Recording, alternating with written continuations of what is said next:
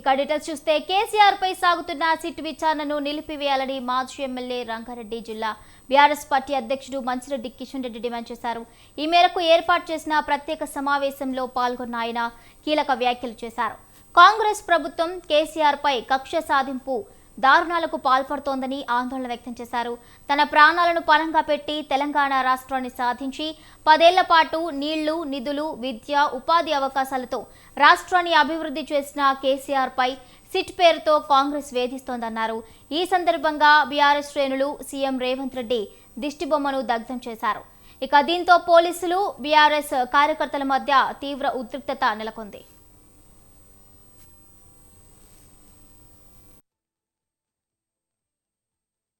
మనమందరం కూడా అప్రమత్తంగా ఉండాలి.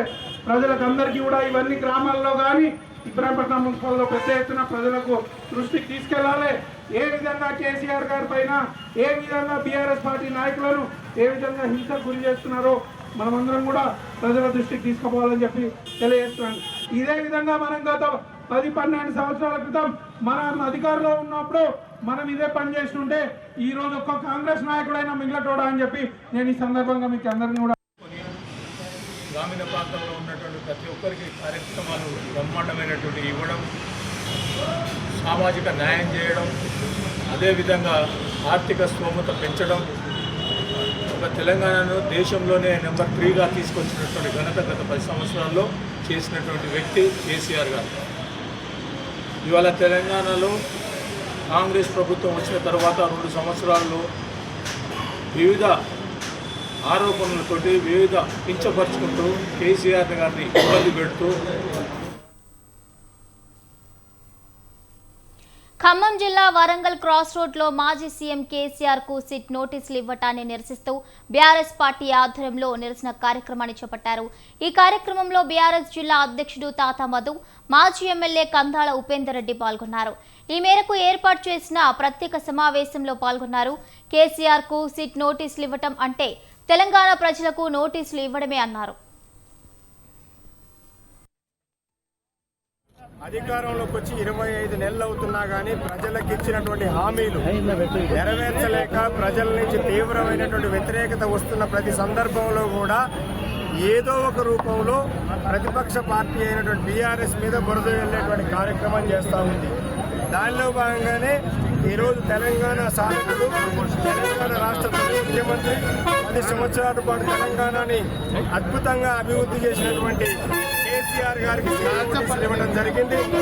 కేసీఆర్ గారికి సిట్ నోటీసులు ఇవ్వటము అంటే తెలంగాణలో ఉన్న ప్రతి ఒక్కరికి నోటీసులు ఇచ్చినట్టుగానే మేము భావిస్తా ఉన్నాం. ఎందుకంటే తెలంగాణ రాష్ట్రం సిద్ధించింది కేసీఆర్ గారి నాయకత్వంలో. కేసీఆర్ గారు చేసినటువంటి వీరోచితమైన పోరాటం వల్లే తెలంగాణ రాష్ట్రం అనేది జరిగింది. ఈరోజు తెలంగాణ రాష్ట్రం ఇంత సుభిక్షంగా ఉందంటే కేసీఆర్ గారి నాయకత్వంలో, కేసీఆర్ గారు అందించినటువంటి 10 సంవత్సరాల పరిపాలనలో చేసిన అభివృద్ధి, సంక్షేమం వల్ల ఇవాళ తెలంగాణ రాష్ట్రం భారతదేశంలో నెంబర్ 1గా ఉంది. కేసీఆర్ గారికి నోటీసులు ఇవ్వడం కరెక్ట్ కాదు. దానికి వ్యతిరేకంగానే ఈ రోజున రాష్ట్ర వ్యాప్తంగా నిరసన ర్యాలీలు చేస్తున్నాం. దీన్ని ఇప్పటికైనా ప్రభుత్వం ఆలోచించుకొని దీన్ని సవరించాలి. డైవర్షన్ పాలిటిక్స్ అనేసి ప్రజలకు ఏం కావాలో, ప్రజలకు ఏ విధంగా మేలు చేయాలో, ప్రజలు ఏ విధంగా మంచిగా ఉండాలో చూసుకొని ప్రభుత్వం ఆ డైరెక్షన్లో పనిచేస్తే మంచిగా ఉంటుంది జనానికి. కాబట్టి ప్రభుత్వం ఈ వైఖరి మార్చుకొని మళ్ళీ ఇట్లాంటి నోటీసులు తీసుకోవాలి.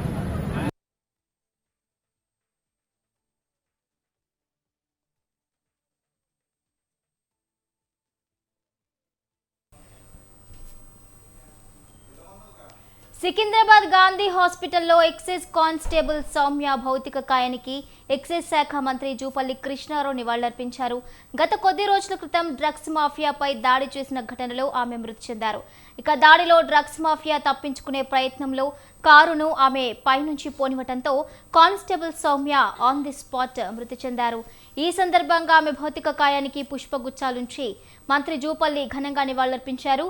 డ్రగ్స్ మాఫియాను పట్టుకునే ప్రయత్నంలో సౌమ్య చూపిన సాహసం అందరికీ ఆదర్శనీయమన్నారు.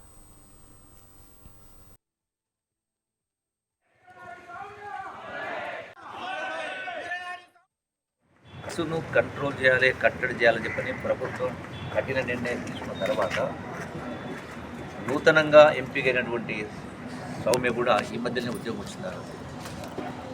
ధైర్యంగా వెంటబడి ఏ వాహనంలో ఆ యొక్క డ్రగ్స్ ముఠా గంజాయి సరఫరా చేస్తూ ఉంటే ఆ కారు వెంటబడి సౌమ్యతో పాటు కాకున్నటువంటి సిఐ కావచ్చు, ఎస్ఐ కావచ్చు, స్టాఫ్ వెంటబడి ఆ కారును ఛేదించి అంటే ఆ యొక్క కారును ఫాలో అయ్యి వాళ్ళు అడ్డగించే కానీ వాళ్ళు ఆపిన సందర్భంలో వాళ్ళు తప్పిపోవడానికి అంటే పారిపోవడానికి ప్రయత్నం చేసి ఆ కారును గుద్దేసి ఆ సౌమ్యం కింద పడ్డ సందర్భంలో కారు మళ్ళీ వెనక్కి తీసుకెళ్ళి మళ్ళీ ఆమెపైనే కారు తోలడం జరిగింది.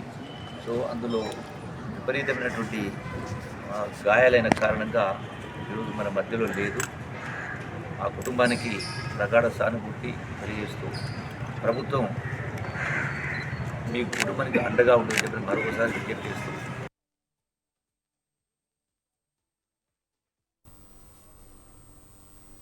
ఖమ్మం జిల్లా ఎదులాపురం మున్సిపాలిటీ ఎన్నికల సందర్భంగా కాంగ్రెస్ పార్టీ అభ్యర్థులతో సన్నాహక సమావేశంలో నిర్వహించారు.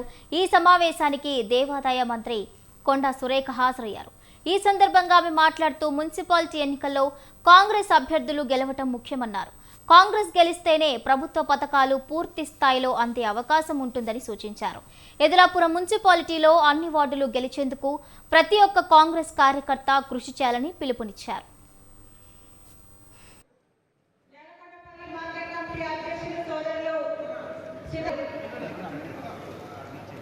ఈరోజు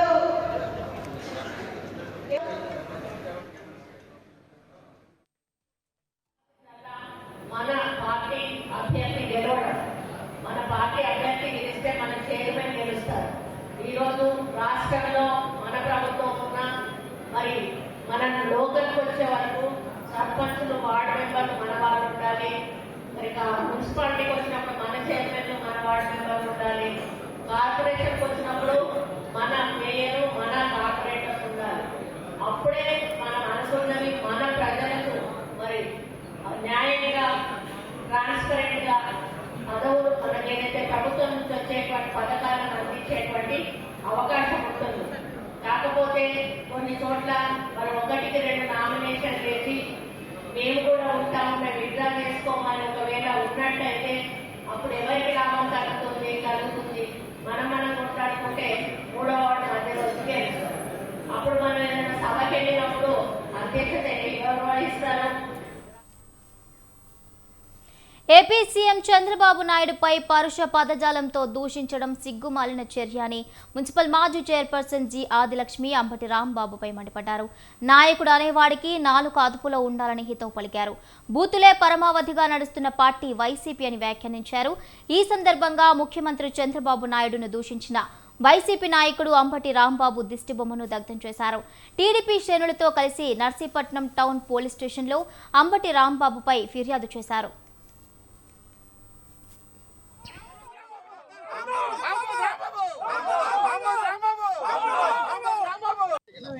నిన్న ఏదైతే గౌరవ ముఖ్యమంత్రి వర్యులు శ్రీ నారా చంద్రబాబు నాయుడు గారి మీద అనుచిత వ్యాఖ్యలు చేసినటువంటి అంబటి రాంబాబు గారి మీద కంప్లైంట్ చేయడానికి ఈరోజు వచ్చాము. సో ఒక గౌరవప్రదమైన పదవిలో ఉన్నటువంటి వ్యక్తి మీద ఒక పర్సనల్గా అంత దారుణమైన దూషణలు చేయడం అది చట్టపరంగా చాలా ఖండించాల్సిన విషయం.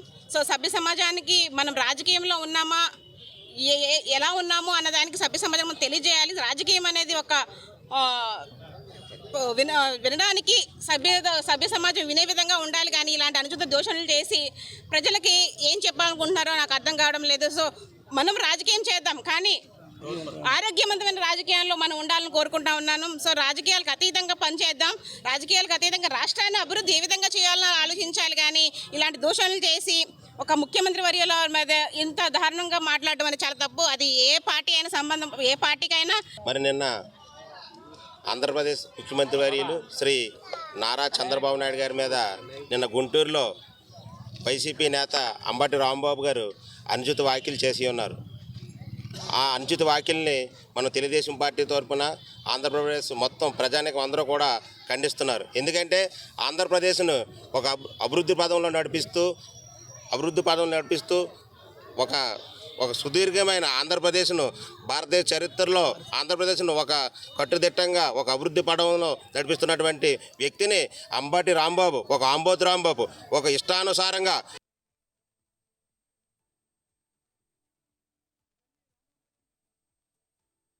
నర్సీపట్నం పట్టణ పోలీస్ స్టేషన్లో నిన్న గుంటూరులో అంబటి రాంబాబు అనే వ్యక్తి నారా చంద్రబాబు నాయుడు గారు గౌరవ ముఖ్యమంత్రి గారిని వారి తల్లిపై అనుచిత వ్యాఖ్యలు చేయడం అనేది మనం చూసినటువంటి విషయం. ఆ విషయం పైన ఇవాళ పోలీస్ స్టేషన్లో తెలుగుదేశం పార్టీ తరఫున ఫిర్యాదు చేయడం జరిగింది. ఈ అవినీతిపై పుట్టినటువంటి ఈ వైఎస్ఆర్ కాంగ్రెస్ పార్టీ మహిళల్ని గౌరవించే పార్టీ కాదు. నేను ఎందుకంటున్నానంటే సాక్షాత్ ఆ పార్టీ తాలూకు అధినేత ఎవరైతే ఉన్నారో తల్లిని గౌరవించడు, చెల్లిని గౌరవించడు, ఇంకా మహిళల్ని ఏం గౌరవిస్తారండి? నేను ఒకటే చెప్తున్నాను, ఒకటే ఉదాహరణ. ఈ ప్రభుత్వం వచ్చిన తర్వాత జగన్మోహన్ రెడ్డి గారి భార్యని, భారతీ రెడ్డి గారిని ఏదో ఒక సోషల్ మీడియాలో మా పార్టీకి సంబంధించిన కార్యకర్త ఒక పోస్ట్ పెట్టాడనే ఉద్దేశంతో, మహిళల్ని కించపరిచాడనే ఉద్దేశంతో ఆయన వెంటనే ముఖ్యమంత్రి చంద్రబాబును అసభ్య పదజాలంతో దూషించిన మాజీ మంత్రులు అంబటి రాంబాబు, జోగి రమేష్ వ్యాఖ్యలను ఖండిస్తూ టీడీపీ శ్రేణులు నిరసనకు దిగాయి. తిరుపతి జిల్లా ఎమ్మెల్యే కురుగుండ్ల రామకృష్ణ ఆధ్వర్యంలో టీడీపీ శ్రేణులు నిరసనకు దిగారు. ఈ మేరకు అంబటి రాంబాబు, జోగి రమేష్ల దిష్టిబొమ్మను దగ్ధం చేశారు. మాజీ మంత్రి అంబటిపై, రాంబాబుపై ఎమ్మెల్యే కురుగుండ్ల తీవ్ర స్థాయిలో విరుచుకుపడ్డారు.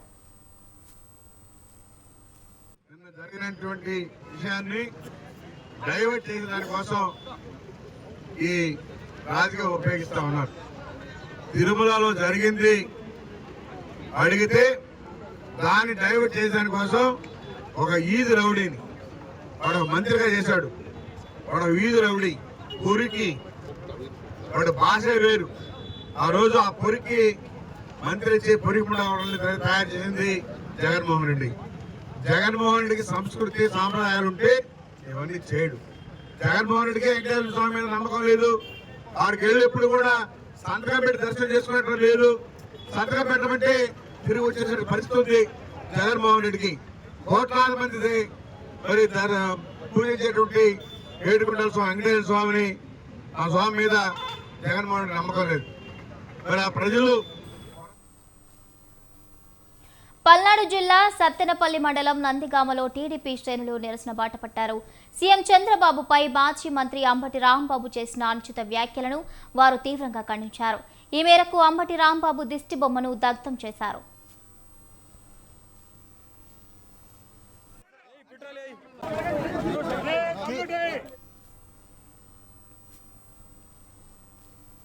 ఏలూరు పట్టణం 13, 14 వార్డులకు వెళ్లే మెయిన్ ట్రైన్ కూలిపోయిన ఘటనపై టీడీపీ కౌన్సిలర్లు వివరణ ఇచ్చారు. ఈ మేరకు వైస్ చైర్మన్ పగడాల సత్యనారాయణ ఆధ్వర్యంలో నిర్వహించిన ప్రత్యేక సమావేశంలో ఆయన వివరణ ఇచ్చారు. డ్రైన్ నిర్మించిన కొద్ది గంటల వ్యవధిలోనే మురుగునీరు ఉధృతంగా వెలువడటంతో డ్రైన్ పడిపోయిందన్నారు. అంతేగాని నాసిరకం నిర్మాణం కాదని చెప్పారు. మున్సిపల్ ఇంజనీరింగ్ విభాగం అధికారులకు తగిన సూచనలు చేసి తిరిగి పక్కా డ్రైన్ నిర్మాణం చేపట్టాలని ఆదేశించామని చెప్పారు. వైసీపీ నేతలు బురద చల్లే ప్రయత్నాలు మానుకోవాలని హితవు పలికారు.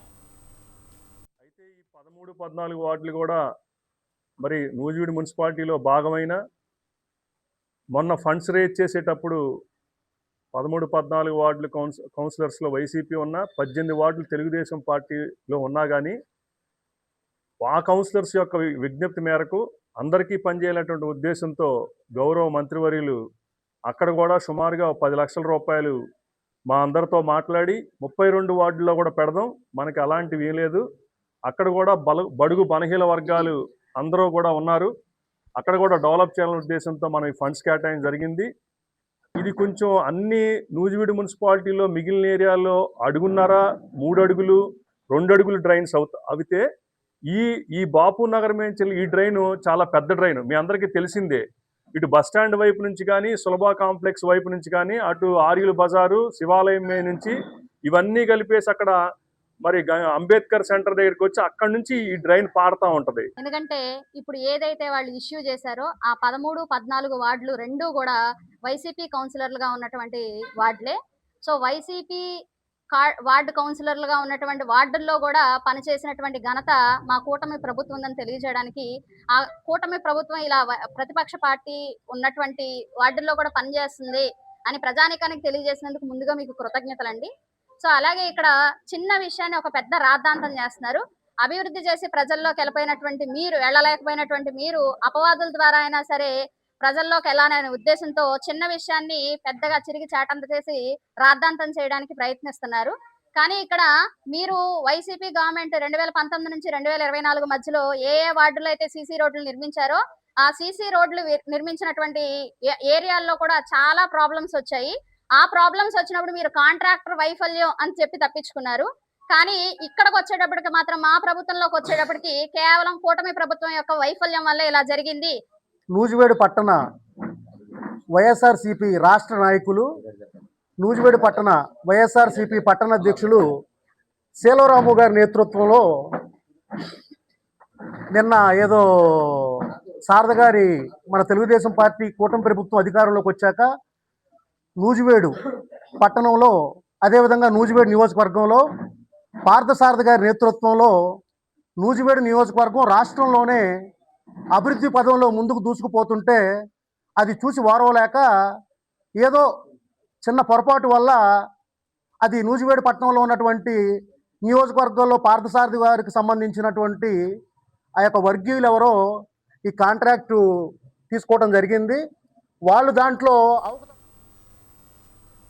మార్కాపురం జిల్లా ఎర్రగొండపాలెం టీడీపీ కార్యాలయంలో బాధిత కుటుంబాలకు చెక్కుల పంపిణీ కార్యక్రమాన్ని నిర్వహించారు. ఈ కార్యక్రమంలో టీడీపీ నియోజకవర్గ ఇన్ఛార్జ్ గూడూరి ఎరిక్షన్ బాబు పాల్గొని అనారోగ్యంతో బాధపడుతున్న బాధితులకు సీఎంఆర్ఎఫ్ చెక్కులను పంపిణీ చేశారు. అనారోగ్యంతో వైద్యం చేయించుకోలేని 55 మందికి 56 లక్షల రూపాయలు విలువ చేసే చెక్కులను అందజేసినట్లు తెలిపారు.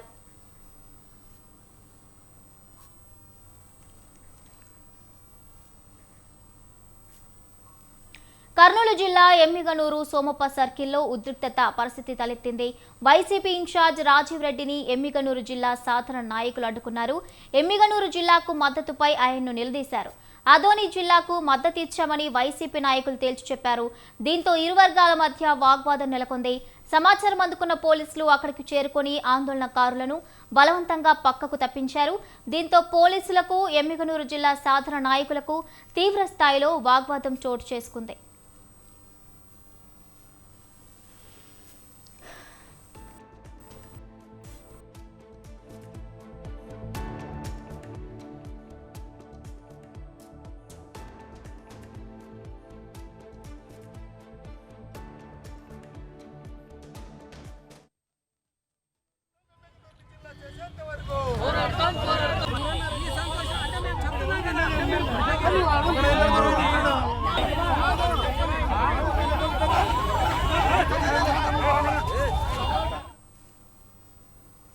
తిరుపతి పద్మావతిపురంలో వైసీపీ శ్రేణులు నిరసనకు దిగారు. మాజీ మంత్రి అంబటి రాంబాబుపై దాడిని ఖండిస్తూ వైసీపీ నేతలు రోడ్డుపై బైఠాయించారు. చిత్తూరు జిల్లా వైఎస్ఆర్ కాంగ్రెస్ పార్టీ జిల్లా అధ్యక్షుడు భూమన కరుణాకర్ రెడ్డి ఆధ్వర్యంలో నిరసన కార్యక్రమాన్ని చేపట్టారు.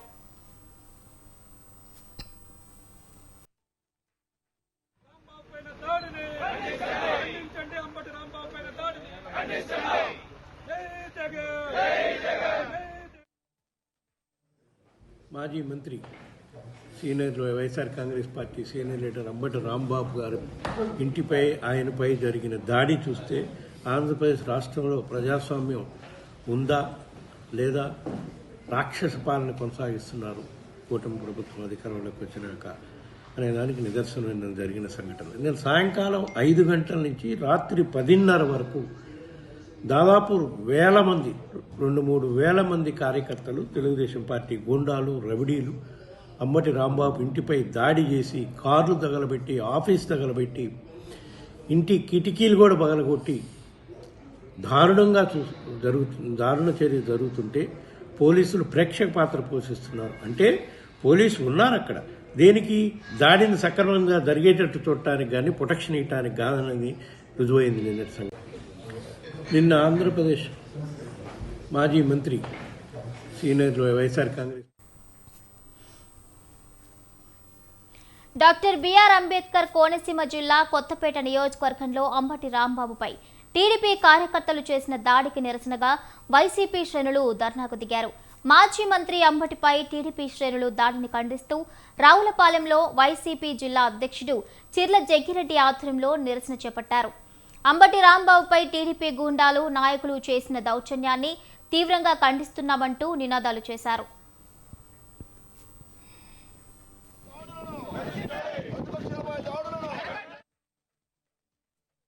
చంద్రబాబు నాయుడు గారిని ఇచ్చి కొడుతూ ఉంటే దాని నుంచి డైవర్ట్ చేయడం కోసం, పాలిటిక్స్ ని డైవర్ట్ చేసి పప్పం గడుపుకోవడం కోసం మాత్రమే మరి నారా చంద్రబాబు నాయుడు గారు ఇట్లాంటి మాజీ మంత్రులపైన, ఎవరైతే వైఎస్ఆర్సీపీలో ఉన్నటువంటి నాయకులపైన దాడులకు ఉసుగొలుపుతున్నారని చెప్పి సందర్భంగా మనవి చేస్తూ, మరి చంద్రబాబు నాయుడు గారు సంపద సృష్టి కాదు, మళ్ళీ ఆంధ్ర రాష్ట్రాన్ని ఫ్యాక్షన్ రాష్ట్రంగా మార్చేటువంటి కార్యక్రమంలో నారా చంద్రబాబు నాయుడు గారు ఉన్నారని, దీనికి తప్పనిసరిగా తగిన మూల్యం చెల్లించుకుంటారని చెప్పి సందర్భంగా తెలియజేస్తూ, మరి అంబటి రాంబాబు గారు మున్సిపాలిటీ ఎన్నికల్లో ఓటు అడిగే హక్కు కాంగ్రెస్ పార్టీకి మాత్రమే ఉందని మంత్రి పొన్నం ప్రభాకర్ అన్నారు. మహబూబాబాద్ జిల్లా మరిపెడ మున్సిపాలిటీ కేంద్రం ఎమ్మెల్యే క్యాంపు కార్యాలయంలో ఈ మేరకు ఏర్పాటు చేసిన ప్రత్యేక సమావేశంలో ఆయన పాల్గొన్నారు. కాంగ్రెస్ ప్రభుత్వం ఆ కష్టాలను అధిగమిస్తూనే సంక్షేమ కార్యక్రమాలను అమలు చేస్తోందన్నారు. కాంగ్రెస్ పార్టీకి ఆశీర్వదించినారు. మొన్న జూబ్లీహిల్స్ ఎన్నిక జరిగితే టిఆర్ఎస్ నాయకత్వం స్వయంగా బాకీ కార్డు, ఇది ఒక కాంగ్రెస్ రిఫరెండం అన్నారు. రిఫరెండంలో చిత్తుగా ఓడిపోయి బాకీ కార్డు కాంగ్రెస్ కంటే ఈ రాష్ట్రానికి మీరు పెట్టిన బాకీ ఎక్కువ, మీరు ఈ రాష్ట్రాన్ని అప్రమేయం చేశారని చెప్పి వాళ్ళని తిరస్కరించారు. మళ్ళీ ఇప్పుడు మున్సిపల్ ఎన్నికల్లో కొత్త వేషాలు వేసుకొని వస్తూ ఉన్నారు. ప్రజలు గమనిస్తూ ఉన్నారు. మేము ప్రజలను కోరుతా ఉన్నాం. మా ప్రభుత్వం 2 సంవత్సరాల్లో ఆర్థికంగా ఇబ్బందులు ఉన్నప్పటికీ కూడా అన్ని రకాల ప్రజా అంశాలకు సంబంధించి మేము ఈరోజు అనేక కార్యక్రమాలు చేపడుతున్నాం. ఇంకా 1, 2 మిగిలి ఉండొచ్చు. తప్పకుండా విశేష బాధ్యత మాది. మేము అధికారంలో ఉన్నాం. మీరు మమ్మల్ని అందరూ ఆశీర్వదించినారు. మీకు ఎక్కడ ఇబ్బంది లేకుండా చూసుకునే విధంగా ప్రభుత్వం నడిపే బాధ్యత మాది. ఆ దిశలో కార్యక్రమాలు కొనసాగిస్తున్నాం. ఎప్పుడైనా పార్టీగా నా దృష్టికి తీసుకురావచ్చు, నేను అందరికీ అందుబాటులో ఉంటాను. తెలంగాణ రాష్ట్రము నియంతృత్వానికి, వివక్షకు, అప్రజాస్వామికానికి, నిధుల కేటాయింపులో వివక్షకు వ్యతిరేకంగా ఉద్యమించినటువంటి ఉద్యమం. తెలంగాణ రాష్ట్రం ఏర్పడ్డ తర్వాత మన తెలంగాణ ప్రజల యొక్క ప్రజాస్వామిక జీవితం నియంతృత్వానికి వ్యతిరేకంగా స్వేచ్ఛగా బతకాల్సినటువంటి అవసరం ఉంది. కానీ దురదృష్టవశాత్తు మన తెలంగాణ ప్రజలపైనే మన ప్రభుత్వమే, ఆఖరికి భార్యాభర్తలు ఏం మాట్లాడుకుంటా ఉన్నారో ప్రతిపక్షంలో, అధికారులు ఏం మాట్లాడుకుంటున్నారో, సొంత కుటుంబ సభ్యులు ఇంటి అల్లునితో సహా ఫోన్ ట్యాపింగ్ చేస్తే దానిపై బయటికి వచ్చిన తర్వాత ఆ పరికరాలని ధ్వంసం చేసి ద్విచక్ర వాహనదారులు తప్పనిసరిగా హెల్మెట్ ధరించడం అలవాటు చేసుకోవాలని అదనపు ఎస్పీ రామాంజనేయులు అన్నారు. బాపట్ల జిల్లా కలెక్టరేట్లో జాతీయ రోడ్డు భద్రతా వారోత్సవాలు నిర్వహించారు. ఈ ర్యాలీని అదనపు ఎస్పీ ప్రారంభించి మాట్లాడారు. హెల్మెట్ ధరించడం వల్ల కలిగే ప్రయోజనాలను ఎస్పీ వివరించారు. రోడ్ యాక్సిడెంట్స్ అన్ని కూడా 2 వీలర్ మీద ఎక్కువ ప్రమాదాలు జరుగుతున్నాయి. కంపారిటివ్ గా 4 వీలర్, హెవీ వెహికల్స్ వీటన్నిటితో కూడా 2 వీలర్ మీద ప్రయాణం చేసేటువంటి ప్రయాణికులే ప్రాణాలు కోల్పోతున్నారు. ప్రాణాలు కోల్పోయే వాటిల్లో అన్నింటిలో కూడా హెల్మెట్ లేకపోవడం, ఎనాలిసిస్ చూసుకున్నా కూడా అన్నింటిలో ఎక్కడ చూసినా హెల్మెట్ లేకపోవడం. 1,00,000, 2 లక్షలు, 5 లక్షలు పెట్టి బళ్ళు కొంటారు కానీ 1000 రూపాయలు పెట్టి హెల్మెట్ కొనరు. కొన్న హెల్మెట్ తలగ పెట్టుకోరు, ఇంట్లో దాచిపెట్టు. ఎన్ని ప్రయత్నాలు చేసినా, ఎంత అవేర్నెస్ చేసి department, motor vehicle department. Anantapuram జిల్లా కంబదూరు మండలం అండేపల్లి గొర్రెలను గుర్తు తెలియని వ్యక్తులు చోరీ చేశారు. స్థానిక గొర్రెల కాపరి మల్లేష్ మంద నుంచి 25 గొర్రెలను అపహరించారు. ఈ మేరకు ఆయన పోలీసులకు ఫిర్యాదు చేశాడు. దాంతో రంగంలోకి దిగిన పోలీసులు దర్యాప్తు ప్రారంభించారు. నూతిమడుగు సమీపంలో పెన్నా దగ్గర దొంగలు పట్టుబడ్డారని పోలీసులు తెలిపారు. వారి వద్ద నుంచి 6,30,000 రూపాయలు విలువ చేసే గొర్రెలను స్వాధీనం చేసుకున్నట్లు తెలిపారు. నిందితులను రిమాండ్కు పంపినట్లుగా చెప్పారు.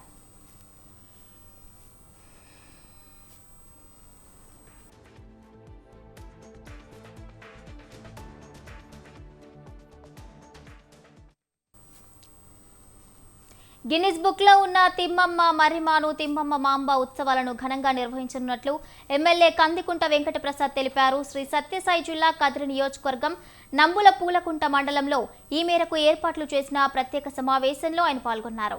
అక్కడ చేయవలసిన కార్యక్రమాలను, చేయవలసిన వసతి ఏర్పాట్లను పరిశీలించినట్లుగా తెలిపారు.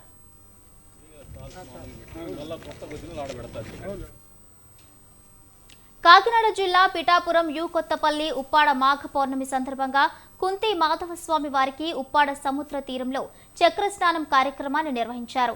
ఈ సందర్భంగా వేలాది భక్తులు సముద్ర స్నానాలు ఆచరించారు. అనంతరం స్వామివారిని దర్శించుకుని తీర్థ ప్రసాదాలు స్వీకరించారు. ఈ సందర్భంగా ఎలాంటి అవాంఛనీయ సంఘటనలు చోటు చేసుకోకుండా గట్టి భద్రతా చర్యలు చేపట్టారు.